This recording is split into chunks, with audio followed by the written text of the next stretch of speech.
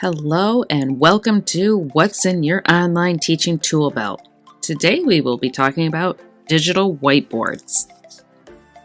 I am Sarah Wood and I'm an educational technology consultant from Kent ISD. I'm sharing my contact information as I love learning from others as much as I do sharing. So feel free to connect with me at any of the places you can find me online.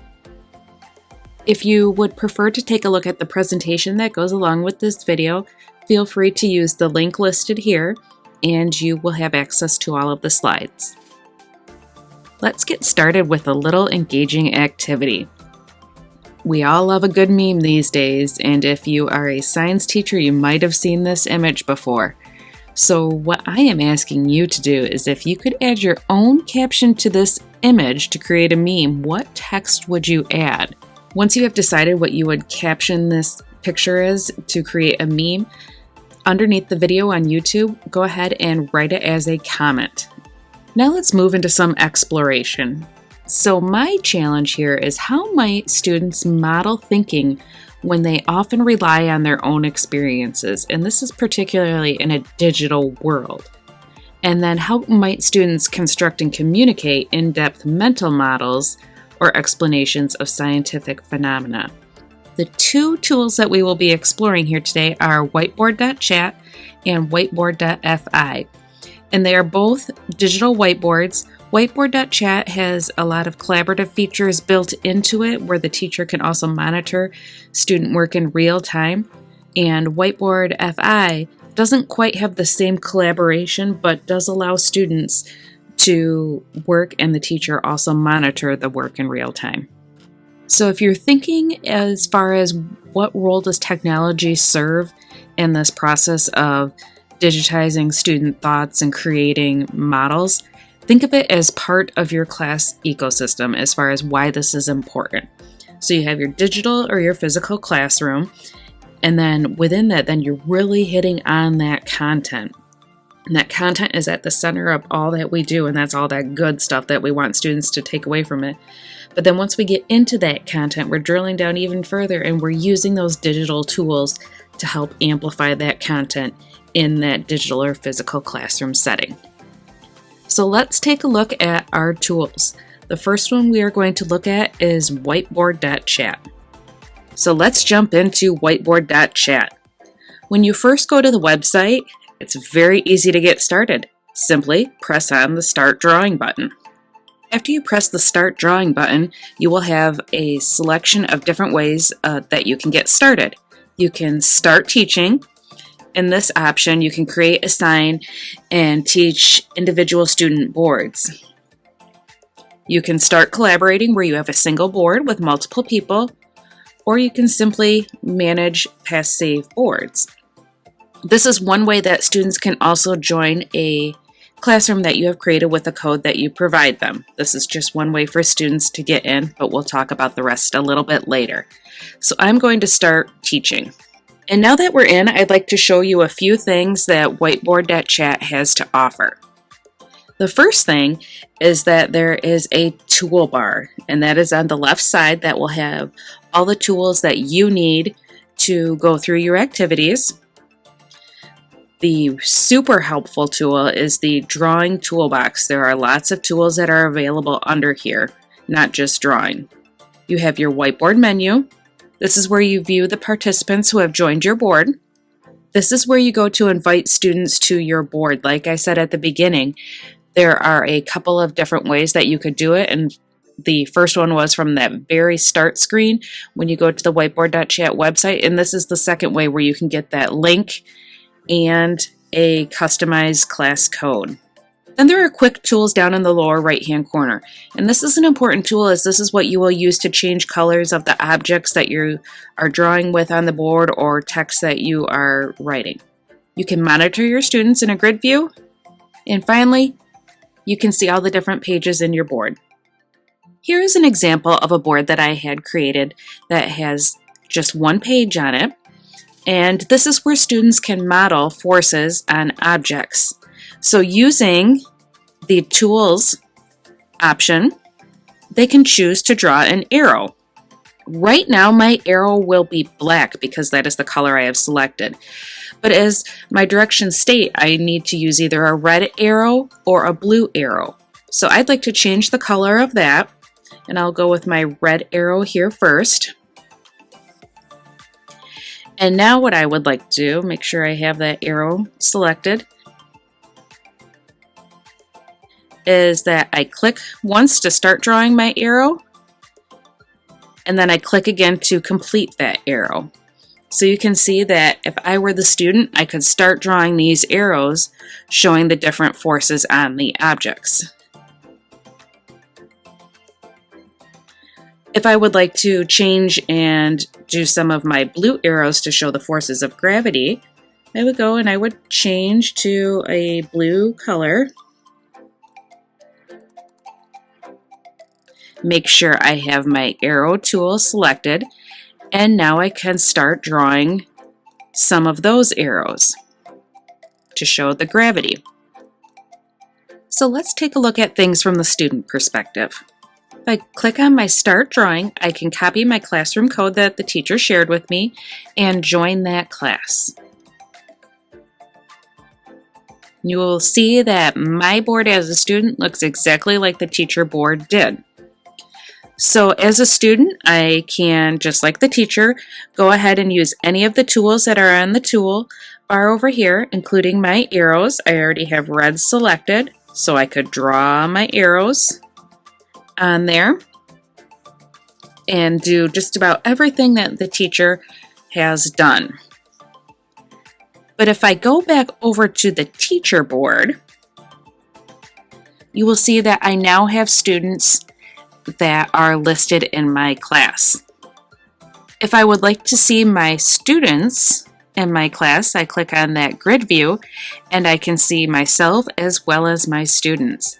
If I click on that, I can get a closer view of what they are working on. I can showcase the work that they've done to the entire class, or I could even join their board. So now I'm on my students' board, so it's a great way to monitor things that they are doing or provide feedback using any of the tools right here as they are working. So feel free to explore and play with the tools that are available in Whiteboard.chat. It will honestly take a little bit of experimenting on the teacher end, I feel, in order to get comfortable with some of the tools and how they work.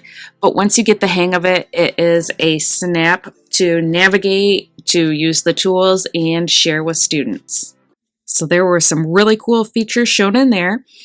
And likewise, there are some really cool features shown in Whiteboard.fi. So let's take a moment to look at that tool. So let's take a look at Whiteboard.fi. When you come to the website, it's very easy to get started. You don't even need to create an account. If you don't want to, simply click on the New Class button and give yourself a name. And then press the Create New Class button. So once you have created your class, you can see that you're brought to a very simple dashboard. And with this, you can choose to copy the URL to share with your students, or give your students the room code up at the top, or even show a QR code that they could scan to get into your class. Once you have your information copied for how you would like your students to join your class, simply click on the Toggle My Whiteboard button. This brings you to your whiteboard where you can start creating. So here's an example of a whiteboard that I created. And this shows a model of a feather and bowling ball falling in a vacuum. And what I would like students to do is to use red or blue arrows to label the forces on the objects. So by simply coming up and using the drawing tool, I can choose the color I would like, and I'll stick with that blue. And as a student, I would simply draw arrows on my whiteboard after the teacher had pushed it out to me. So from the student point of view, when I go to Whiteboard.fi, all I will need to do is click the Join Class button, enter my room code, and click the Join Class. So now I can see that I have entered Mrs. Wood's room. I'm going to type my name in here and join that whiteboard class. And you can see that there isn't anything on here right now. So if I go back over to my teacher board, you'll see that I need to press the push button in order to push that whiteboard out to my students. So I click the push and then I have a couple of options. This whiteboard only has one page, so it doesn't matter if I do all pages or current page only. I'll just click the current page only, and I'm going to push it to students as a background. This will eliminate them from moving any of the objects that I have already placed on the screen. So just takes a couple of seconds. Then we go back over to our student board. So you can see now it is on my whiteboard as a background as a student, and I can choose my colors and begin drawing my arrows to show those forces. Much like when we first got into our whiteboard, you can toggle that whiteboard view, which will allow you to see what students are doing. So if I click on the toggle my whiteboard, I can then see my student 1 and see what each student is working on. If there were multiple students in my class, they would all show up here with their current work that they have on their whiteboard. Simply click the toggle my whiteboard button to go back to your teacher screen. Anytime you make any changes, you will need to click that push button to push that out to students. So that is a brief overview of Whiteboard.fi.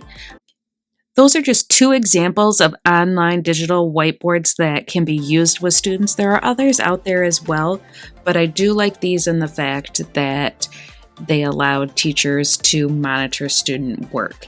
There are some differences between the two, where Whiteboard.chat has a little bit more of a robust collaboration aspect to it, as far as the teachers being able to join student boards and see what they're working on and offer feedback right on that board, and also has a built-in chat feature. Whiteboard.fi is a little simpler, where students have their individual whiteboards. It doesn't have that dynamic collaboration aspect to it. And teachers can still view student boards in real time, but the feedback, unless you go with a paid version, is next to nothing, and there isn't a chat feature that's involved with that. As I love to show the edtech side of things, I also would like to share that by using these online digital whiteboards, you're also incorporating some of those MyTech standards. And of course, I love to leave you wanting a little bit more and extend your learning, so I'm sharing some helpful videos here for Whiteboard.chat that will help you get a better understanding of how teachers have used them and some more of the features, as well as some helpful videos for Whiteboard.fi.